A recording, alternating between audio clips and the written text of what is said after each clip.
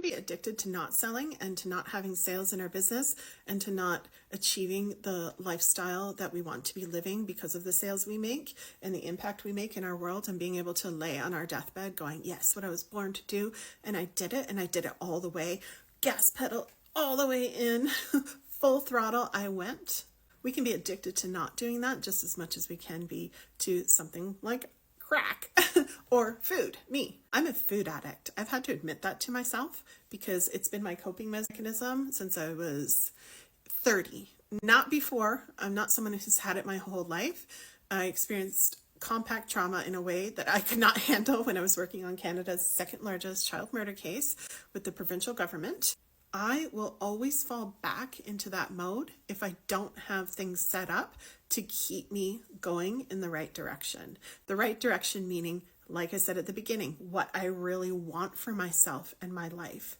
So I will fall back into my default mode of living without, of not living in alignment with that life and not going for it and not getting all the energy and amazing benefits, not just money too, but not just money that comes from that if I don't have things in place. And the way I see it with my food analogy is the same thing. If I'm not tracking my calories, this is something that works for me and I need it.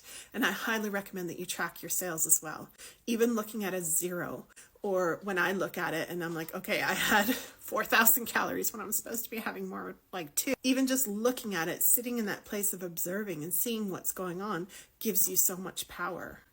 But the two are a great analogy because we have to just accept that we are wired in certain ways for whatever reason. That's how we're wired right now. If I'm left to my own devices and not tracking and paying attention to things, especially for longer than a day, then I put myself back in trouble when it comes to food. And the same may be true for you when it comes to sales. So what are you doing with your sales?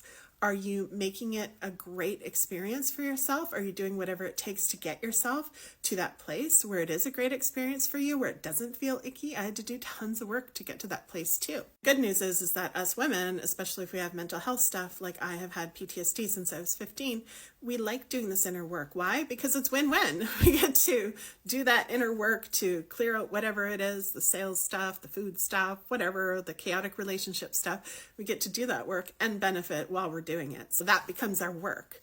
Hey, we were brought up in a patriarchy. This is how our life is. So why not do it in the queenly way? Why not do it in the way that benefits you to the most while you're serving at your highest and greatest good?